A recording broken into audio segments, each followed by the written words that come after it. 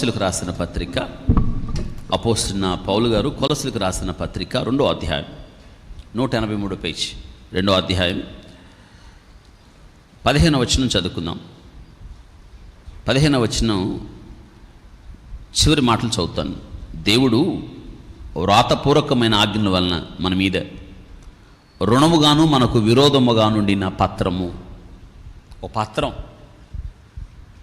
ఆ పత్రం ఏ పత్రం? అది రుణపత్రం. మనం ఎవరి దగ్గర అప్పు తీసుకున్నాం, వాళ్ళకేం రాయాలి? రాయాలి?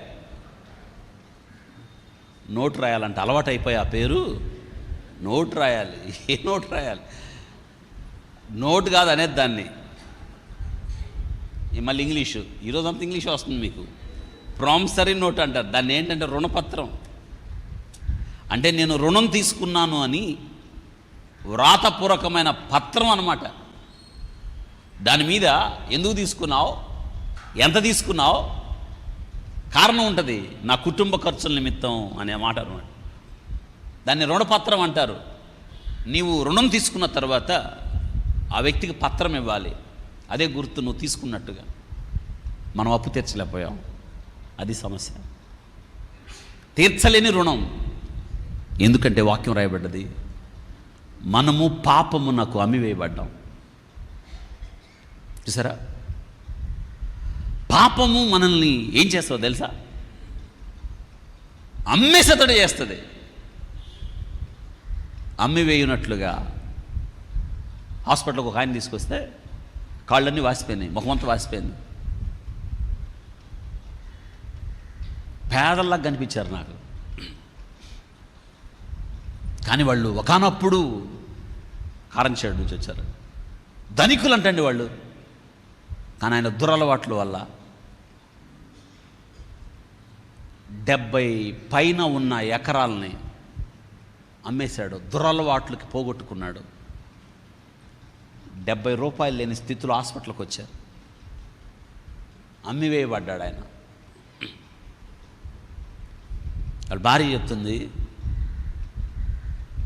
నేను అన్నాను ఆమెని, అందరూ విడిచిపెట్టారా మమ్మల్ని? మేము లేనోళ్ళం కాదు, ధనవంతులు అందరికన్నా. కానీ ఈరోజు తన యొక్క దురలవాట్లు మేము అన్నీ అమ్మేసుకునేటట్టు చేసి మేము అమ్మివేయబడిన వాళ్ళు అయ్యాం, అందరికీ భారం అయ్యాం. చూసారా?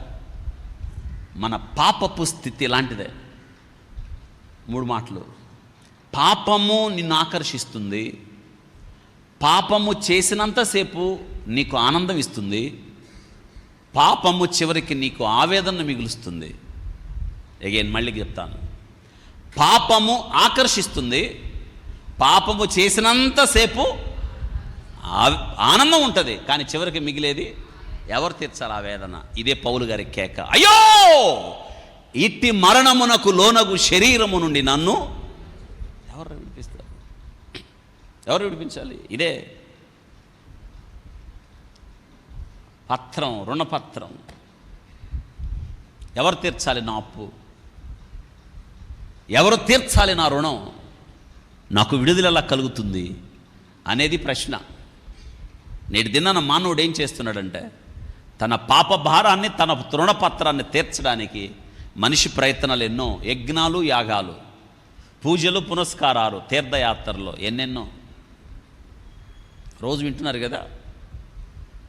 కర్ణాటకలో, కింది కర్ణాటకలో, దక్షిణ కర్ణాటకలో అక్కడ చాలామంది ఆడపిల్లలు చంపేశారు, పూజ చేశారు. గత 20 సంవత్సరాలకు పైన ఒక వ్యక్తి, పారిశుద్ధ్య కార్మికుడు బయటకు వచ్చి, నా మనస్సాక్షి నన్ను ఉండనివ్వలేదు, నేను చెప్పకుండా ఉండలేను నేను అని చాలా విషయాలు చెప్పాడు. అవి ప్రస్తావించడానికే చాలా భయానకంగా ఉన్నాయి. ఏం జరిగిందో తెలుసా? అక్కడ భయంకరమైన పరిస్థితులు. కర్ణాటకకి ఆ ప్రాంతంలో భయంకరమైన పూజలు జరుగుతాయంట. నేను చదివాను, నేను వాటన్నిటినీ ఓపెన్ చేసి చదివాను. ఏం జరుగుతుంది అక్కడ అసలు? ఈ హత్యల కారణం ఏంటంటే అక్కడ భయంకరంగా నాటి నుండి నేటి వరకు ఆడపిల్లల్ని సగం చంపేసి నగ్నంగా పడుకోబెట్టి వారి మీద కూర్చొని ఆ దేవతల ముందు పూజలు చేస్తారు. ఆ ఆడపిల్లల్ని తెరిచి తర్వాత వారిని చంపేసి పాడు చేసి, ఒకళ్ళు కాదు, 4-5 ఆ దేవతకు బలి అర్పించటం. పరిశుద్ధ గ్రంథంలో కూడా ఇందాక ఒక మాట చెప్పాను మీకు. ఏం చెప్పాను? అమ్మోనీయులు ఎవరి సంతానం అని చెప్పాను? లోతు చిన్న కూతురు. వారు మొలెకు అనే దేవతను ఆరాధిస్తారు. ఆ మొలెకు దేవతకి చిన్నపిల్లల్ని ఎలా ఇస్తారు? బలిస్తారు. అలాంటిదే దేవతల బలి. ఇది సాతాను క్రియలు ఇవన్నీ. ఈ బలులకి కారణం బహుశా అది అయ్యుండొచ్చు అని చాలామంది మేధావులు, జ్ఞానవంతులు, నేను అక్కడ ఆచారాలు ఏంటో చదవడం ప్రారంభించాను. నేను గత జరిగిన దగ్గర నుంచి ఎన్నెన్నో విషయాలు, భయం కొలిపే విషయాలు. ఎంతమందిని చంపారో లెక్కలేదు. తువ్వేకుంది శవాలు. ఆడపిల్లల్ని బలి ఇవ్వాలి అక్కడ. ఎందుకు ఈ మాట చెప్తున్నానంటే, మనిషిలో పాప ప్రవృత్తి ఎంతగా పెరిగిపోతుందో చూసారా? ఈ చివరి దినాల్లో మనుషుల్లో ఉన్న క్రూరత్వం ఎంత భయంకరంగా ఉందో అర్థమవుతుందా? ఎవరు తీర్చలేని రుణం మన పాప భారం, మోయలేని భారం నా పాప భారం. ఎవరు తీర్చాలి? ఇదిగో వాక్యంలో రాయబడింది. యేసుక్రీస్తు ప్రభు ఈ లోకానికి వచ్చి ఎవరు తీర్చలేరు. మన రుణపత్రాన్ని తన రక్తమును కార్చి, అవును, ఓ పాట పాడతారు సండే స్కూల్లో. ఇప్పుడు ఆ పాట ఉంది. యేసు చచ్చి తీర్చెను నా అప్పు, హీ నెబాలిష్డ్. మన రుణం, ఆయన చచ్చిపోయాడు. ఆయన రక్తమును కార్చి మనకు విరోధముగా ఉన్న రుణపత్రాన్ని కొట్టివేసెను. అప్పు తీర్చిన తర్వాత నీ చేతికి ఏమి ఇవ్వాలి చెప్పండి? ఏమి ఇవ్వాలి? నువ్వు ఇదివరకు ఏం అప్పు తీసుకున్నావు ఆ పత్రం నీ చేతికి ఇవ్వాలా లేదా? ఇచ్చినప్పుడు ఇదిగో అప్పు తీర్చబడిందని దాన్ని ఏం చేస్తావు?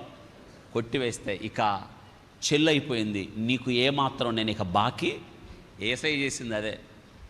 పాపమున కమ్మివేయబడిన మనం, అపవాది చెరలో ఉన్న మనం, అపవాదికి దాని దూతలకు ఏర్పాటు చేసిన నిత్య నరకానికి వెళ్ళవలసిన మనల్ని, నిన్ను నన్ను ఆయన ఏం చేశాడు తెలుసా? ఆయన రక్తమును కార్చి తిరిగి కొన్నాడు. అందుకే మీరు విలువ పెట్టి కొనబడిన దేవుని, మనం ఇప్పుడు దేవుని సొత్తు.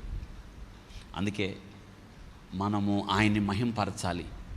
ప్రభు యొక్క శరీరమును, ప్రభు యొక్క రక్తమును మనం చూసినప్పుడు ఇందులోనికి ఒక మాట ఉంది. ఏంటంటే చూడండి, అక్కడ ఆ 19వ వచనంలో, ఆ 20వ వచనంలో, మొదటి అధ్యాయం 20వ వచనంలో సిలువ రక్తము చేత సంధి చేసి అనే మాట అనమాట. ఆయన చూడండి, ఆయన ద్వారా సమస్తమును సిలువ రక్తము ద్వారా సంధి చేశాడు. 22వ వచనంలో, ఎందుకంట తన సన్నిధిలో పరిశుద్ధులుగాను నిర్దోషులుగాను నిరపరాధులుగాను నిలవబెట్టుటకు మనం ఎలా ఉండాలంటే ఆయన సన్నిధిలో మనం చూడండి ఎలా ఉంది, చక్కగా రాయబడిన చూడండి. ఎట్లా? పరిశుద్ధులుగా, తర్వాత నిర్దోషులుగా, తర్వాత నిరపరాధులుగా ఉంటున్నామా? ప్రభువా నన్ను పరిశుద్ధుడిగా మార్చావయ్యా, నిర్దోషిగా, నిరపరాధులుగా. అందుకే ఏం చెల్లించగలను ప్రభువా? నీ మరణము ద్వారా, నువ్వు కార్చిన రక్తము ద్వారా, వ్రాతరూపకమైన ఆజ్ఞ వలన మా మీద రుణపత్రము, విరోధముగా నుండిన పత్రమును ఆయనంట ఏం చేశాడు?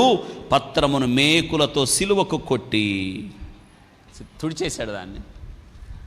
కాబట్టి ఇప్పుడు మనం విలువ పెట్టి కొనబడిన దేవుని, అందుకే ఈ దేహాలతో దేవుణ్ణి ఏం చేయాలి? మనం ఆత్మతో సత్యం చేయించాలి, ఆరాధించాలి.